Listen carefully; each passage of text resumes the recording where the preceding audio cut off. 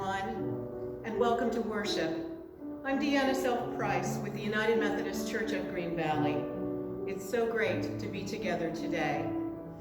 Due to concerns about the coronavirus, we are broadcasting our service this morning on radio station KGVY, 1080 AM and 101.5 FM, and we are uploading it to our website. We'll be doing this for the next several weeks since our on-site activities have been suspended. Our main concern is to help everyone in our community be safe and as healthy as possible.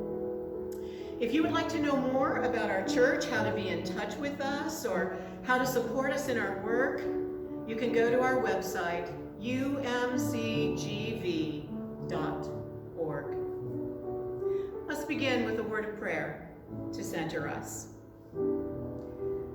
God of life, you are the one to whom we call. You are the one who hears, the one who acts, the one who brings us new life through your grace and power and love. In these moments of worship, prepare us to follow you.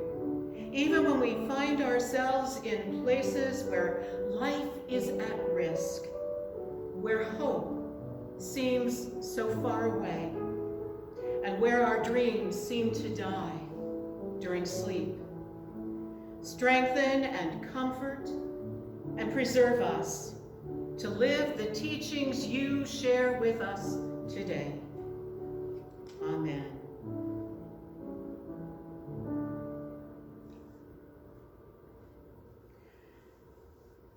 John Indermark has written these profound words.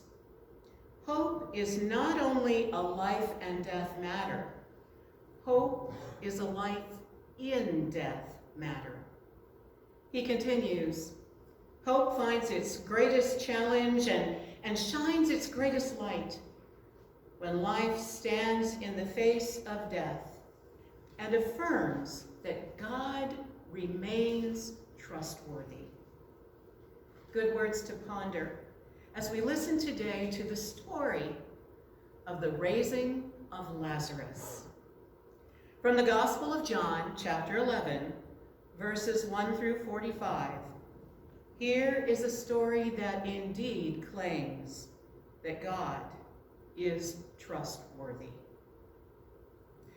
A certain man, Lazarus, was ill. He was from Bethany, the village of Mary and her sister Martha.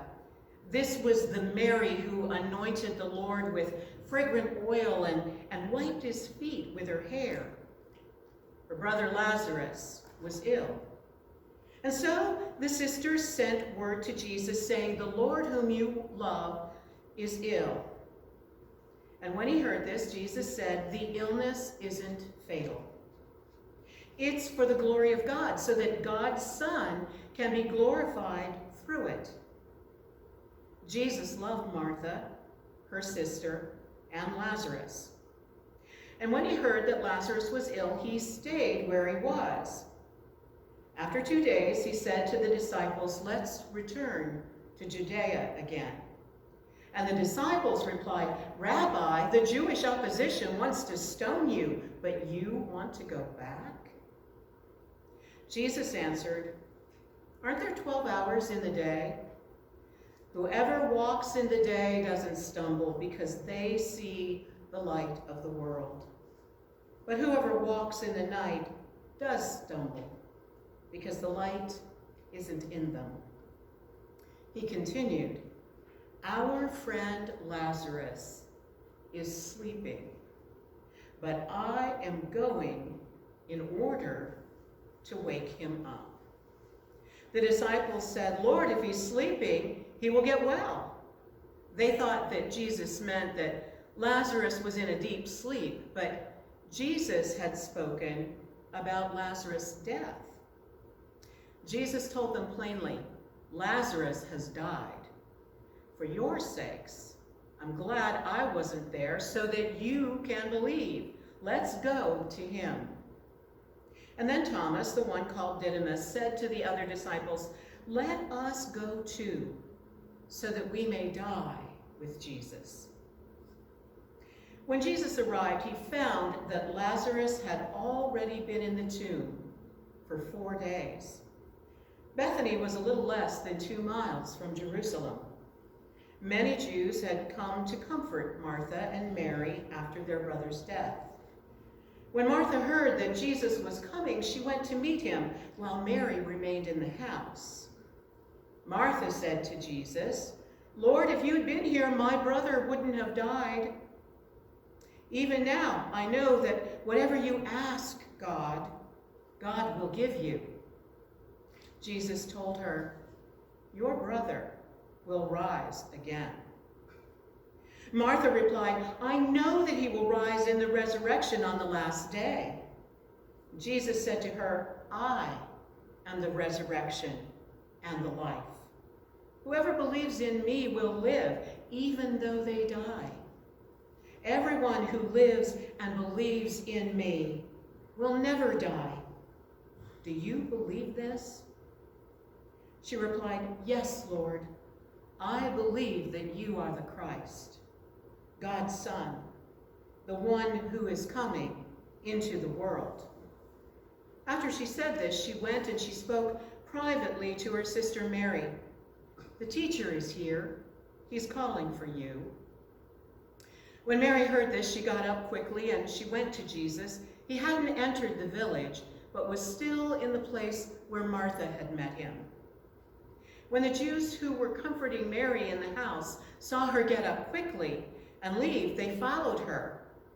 They assumed she was going to mourn at the tomb. When Mary arrived where Jesus was and saw him, she fell at his feet and she said, "Lord, if you had been here, my brother would not have died." When Jesus saw her crying and the Jews who had come with her crying also, he was deeply disturbed and troubled. He asked, "Where have you laid him?" And they replied, "Lord, come and see."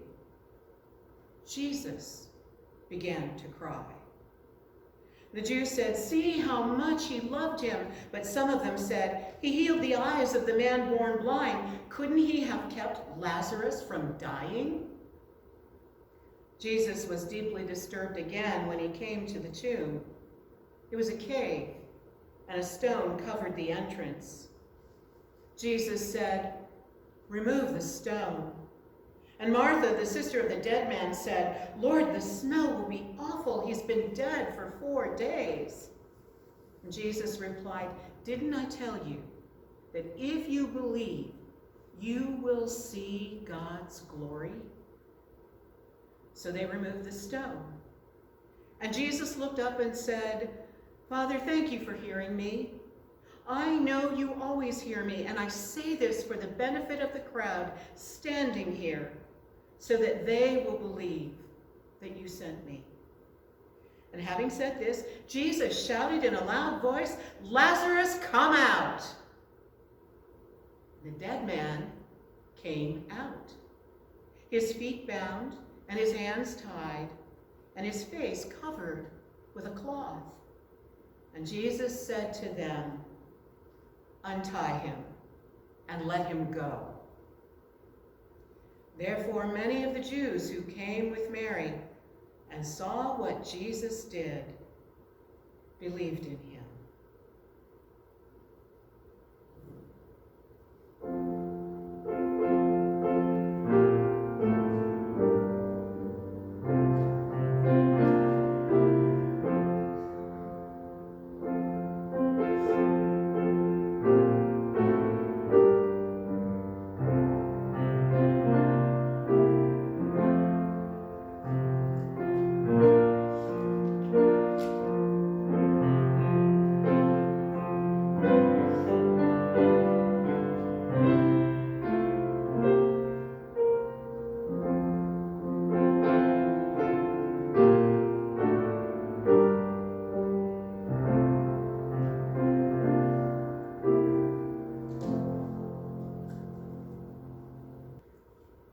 Many years ago, Guidepost magazine carried the story of Kelly Clem. Reverend Clem is a United Methodist pastor whose church was destroyed during a tornado during the Palm Sunday service in April of 1994. The church was the Goshen United Methodist Church in Piedmont, Alabama.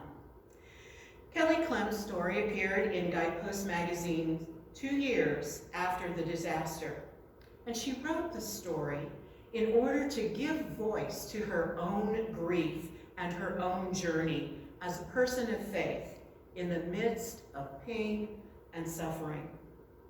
Kelly's little daughter, Hannah, perished in the falling bricks and rubble of the church that morning.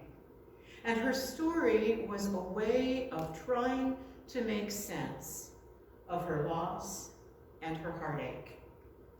In the story, she writes these words: "I saw a place filled with dead and injured.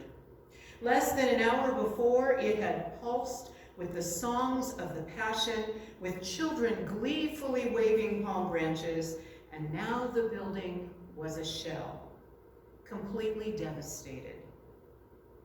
In that moment, I could not foresee our congregation going on. I imagined those who survived losing faith, losing the ability to worship again. There'll be no more Goshen Church, I thought. It's gone." A few lines later, she writes, "You don't need faith for the things you understand. You need it for the things you don't." I've been in ministry for more years than I care to mention, and over the course of that time, there have been those moments when many in my flock have had to struggle to make sense of an event or a situation that occurred in their lives. I know this because I have often been invited into such moments. And there have been those occasions when both words and reason have failed us all. I think that's why John told this story of Jesus and Lazarus. Both words and reason fail Mary and Martha in the story. Their brother, a young man probably in his early 30s, mysteriously takes ill. And the sisters are distraught, and so they send for Jesus. But Jesus is delayed. And when he finally does arrive, it is too late. Lazarus has been in his grave for 4 days, and the sisters cannot believe what has happened. Why did it take Jesus so long to come to their brother's side? Their grief is given voice in the way they confront Jesus as he walks toward their home. Martha, of course, says it first, only to be echoed by Mary. "If you had been here, if you had been here." It's almost as if they are saying, our words and our reason have failed us. So tell us why this has happened. Make some sense of this for us, Jesus, because God knows we just can't seem to do so. We want words. We want reason. We want to understand this thing that has happened. How many times have we said those same words? How many times?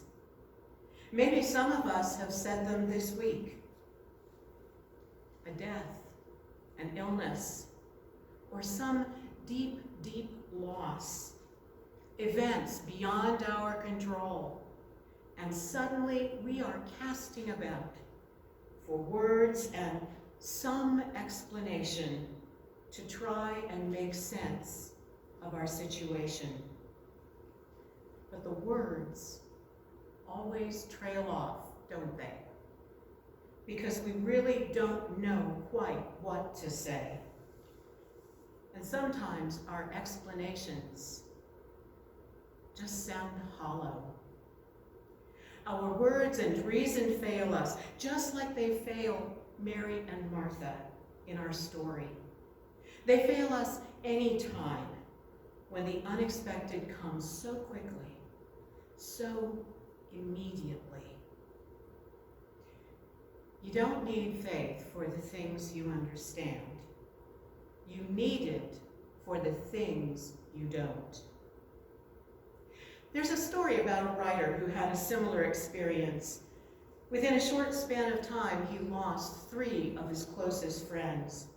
One from a cerebral hemorrhage on his way home from a lecture tour, one from a heart attack while jogging, and finally, one from a lightning bolt strike while fishing with his family.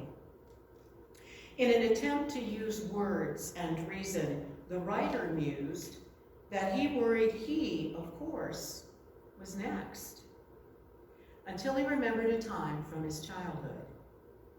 As a child, he and some of his friends would hike down to the river at the town's edge and swing on a rope tied to one of the branches of the trees.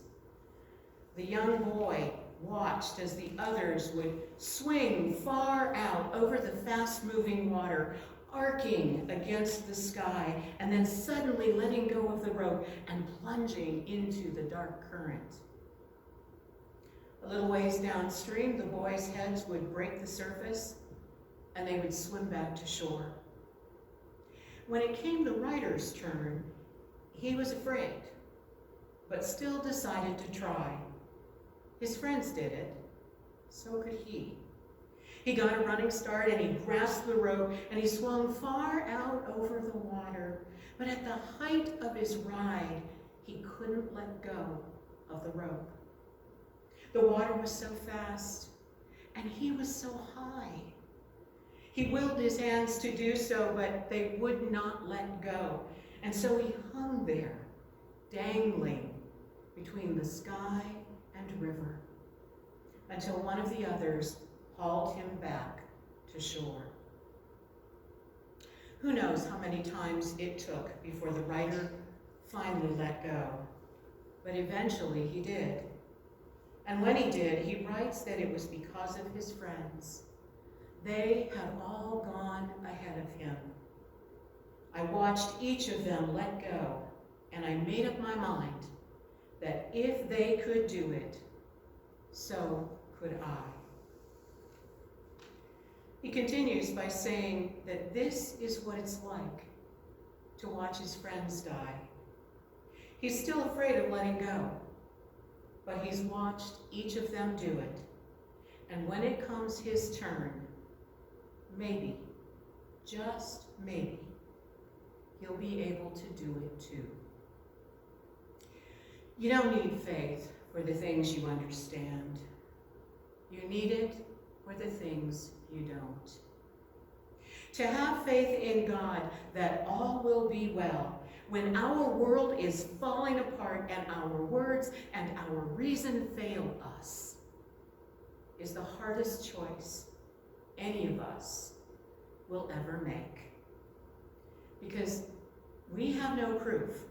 We have no evidence that this is so, just the adamant belief of our own hearts.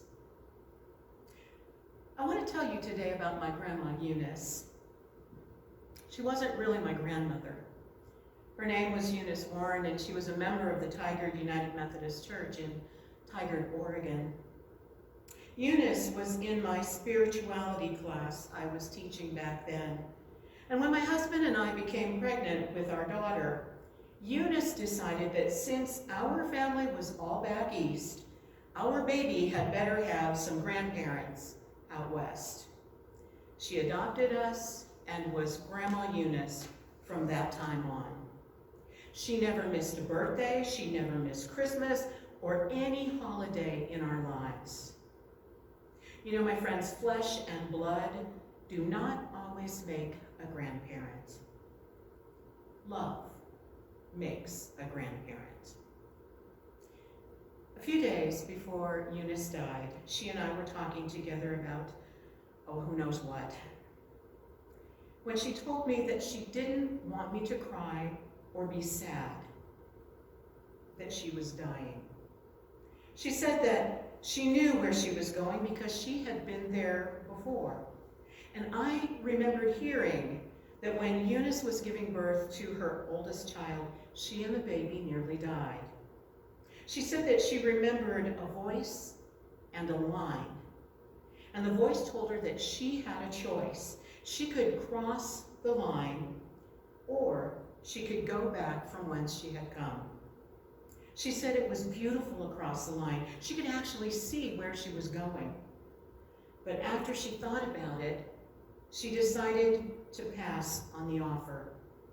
She had a husband and a baby who needed her, and she wanted to be with them. I miss Eunice terribly, even after all these years. But the adamant belief of my own heart is that she lives with God. I don't know how this is so. I just know that it's true. You don't need faith for the things you understand. You need it for the things you don't. I think that's why John tells this story of Jesus and Lazarus. You know, it's odd, but so much of the action of the story centers on Mary and Martha. I don't know if you noticed that, but only 2 verses are actually devoted to the raising of Lazarus from the dead. It's almost as if the raising of Lazarus really is not John's point at all, but rather what happens earlier in the story with the sisters, when words and reason fail. When words and reason fail us, will we have faith? John says that depends on what and in whom we believe.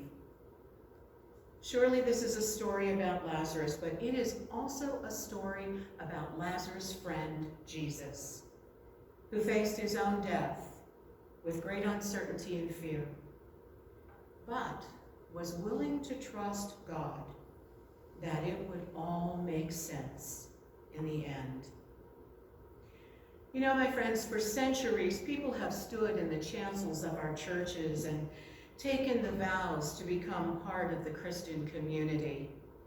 And throughout those centuries, those in the Christian community have stood with them, affirming the faith together, surrounding them with a community of love and grace.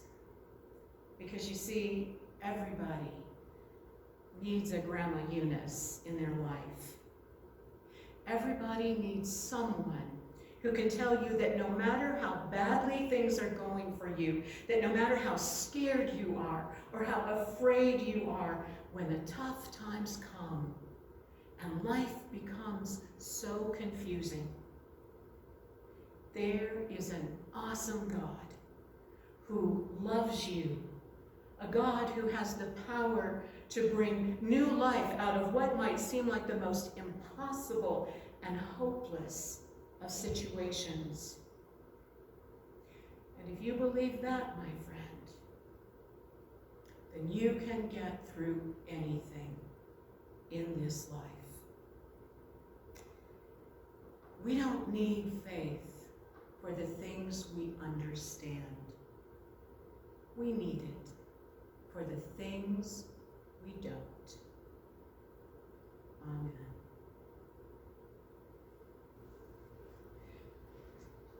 My friends, as we take a moment for reflection and gratitude for all that God has given us today and every day, I invite you now to give back a portion of what God has given to you.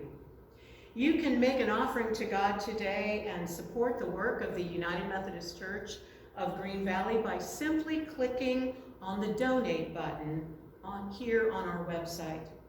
Or you can send your offering to the address at the bottom of your screen.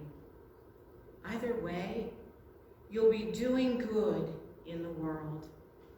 And now let's listen to a gift of music.